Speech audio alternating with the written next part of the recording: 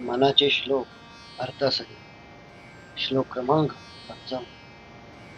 नसे मानसे नष्ट आशा दुराशा, वसे अंतरी प्रेम पाशा पिपाशा, ऋणी देवः भक्तिभावे जयाचा, जगी धन्यतो दास सर्वोत्तमाचा. आता यातील काही ओळींचा आपण इथे अर्थ बघूया, काही शब्दांचा अर्थ. की नसे मानसी नष्ट.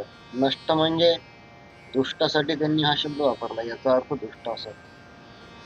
त्याच्यानंतर आशा आणि दुराशा. आता दुराशा या शब्दाचा अर्थ अतिलोभ किंवा अतिहाव असं सुद्धा आपण म्हणू शकतो. आणि त्यानंतरचा तिसरा शब्द जो आहे तो आहे पिपाशा. पिपाशा म्हणजे तृष्णा. पिपाशा या शब्दाचा अर्थ काय होतो? तृष्णा. हा, मग आता देवाला नेमकी कसा व्यक्ती आवडतो बरं? की ज्याच्या मनामध्ये कुठल्याही प्रकारची दुष्ट वासना नाहीये, आशा नाहीये. आशा म्हणजे अपेक्षा. ठीक आहे, व्यक्तीला वाटत असतं की माझ्याकडे असं असावं, माझ्याकडे तसं असावं. याचाही अजून थोडा खोलवर जर विचार केला तर त्याच्याही पुढे जाऊन पात्र आणि अपात्र याचा सुद्धा आपण अभ्यास करू शकतो. की एखाद्या व्यक्तीला जर वाटत असेल की मला एखादी गोष्ट मिळावी, पण त्या गोष्ट मिळण्यासाठी आपण पात्र आहोत का, यासाठी एक छोटस उदाहरण मी तुम्हाला देतो.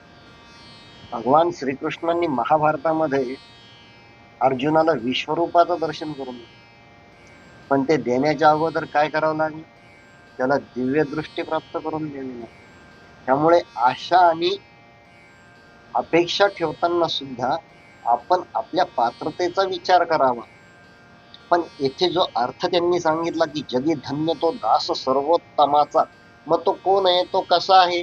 की ज्याच्यामध्ये कुठल्याही प्रकारची दुष्ट वासना नाही, कुठल्याही प्रकारची त्याच्यामध्ये अपेक्षा राहिलेली नाही, कुठल्याही प्रकारचा अति लोभ अति हाव ज्याच्यामध्ये नाहीये.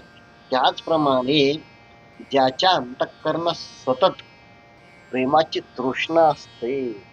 आता या दुसऱ्या ओळीचा आपण अर्थ बघू की प्रेमाची तृष्णा असणं म्हणजे काय हो.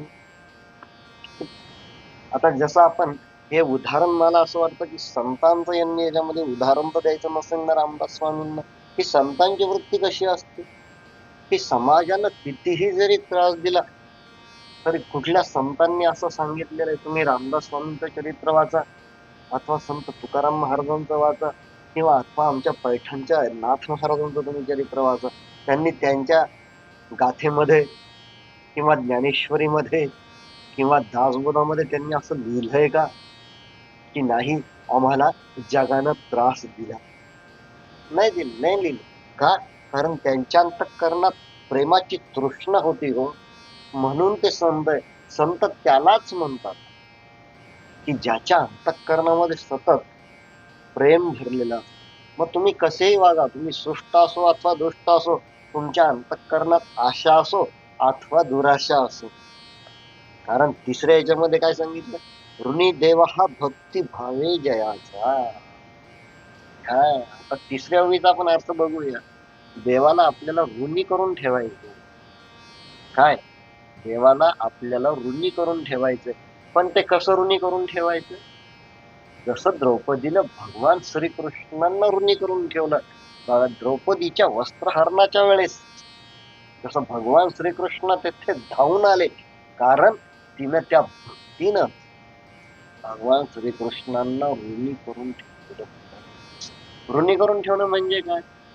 सतत त्याला आळवणं, सतत त्याची नामस्मरण करणं, सतत त्याचं नामजप आपल्या अंतःकरणामध्ये ठेवून, पण वरवर आपले नित्याचे काम. आणि म्हणून पूर्णवादाचार्य परमपूज्य डॉक्टर रामचंद्र महाराज पारनेरकर यांनी त्यांचा जो तोंडवा ग्रंथ हा जो 1953 साली जो प्रकाशित झाला, त्यामध्ये एक सुंदर वाक्य त्यांनी लिहिलं. कसं वाक्य आहे ते? की एखादी आई जिचं बाळ अत्यवस्थ आहे, तिच्या मांडीवर ते बाळ आहे आणि ती देवाचा धावा करते, तरी देव धावून येत नाही. मग तिनं मारलेली हात ही आर्त नसते का? नाही, आर्त असते. आर्त असते, याला पुराव्याची गरज नसते. पण देवाला हिनं कधी तसं ऋणी करून ठेवलंय का? आणि म्हणून सद्गुरुनाथ याच याच्यामध्ये पुढे असं सांगतात की नित्य उपासना कशी असते, जे पूर्णवादाचार्य परमपूज्य डॉक्टर रामचंद्र महाराज पारनेरकरांनी सांगितलं, जे परमपूज्य सद्गुरुनाथ विष्णू महाराज पारनेरकर सांगतात, तेच रामदास स्वामी सुद्धा तेच सांगतात की म्हणून त्यासाठी आमची उपासना जी ती नित्य असावी लागते. आणि या उपासनेच्या माध्यमातून आम्हाला त्या ईश्वराला ऋणी करून ठेव. ईश्वराला ऋणी करून ठेवणं म्हणजे काय सांगा, याचा अर्थ आपण बघू.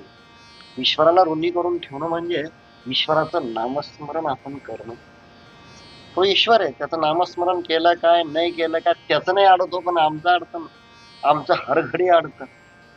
कारण पारनेरकर महाराजांनी मोठं सुंदर सांगितलं. काय सांगितलेलं? देवाकडून आम्हाला काय मिळत असतं? अभय वरदान असतं. देव आम्हाला अभय देत असतो, पण गुरु काय करतात? ते आम्हाला निर्भय बनवतात. हे जे ग्रंथ आहे मनाचे श्लोक, मनाच्या निर्भयतेसाठी हा एक परीस असं मनाचे श्लोक, याच्यातून आम्हाला निर्भयत्व प्राप्त करायचं. आणि हे सर्व केल्यानंतर जेव्हा आम्ही त्या देवाला भजू, तेव्हा मग समर्थ पुढच्या वेळेस सांगतात की जगी धन्य तो दास सर्वोत्तमाचा. जय जय रघुवीर समर्थ, जय पूर्ण.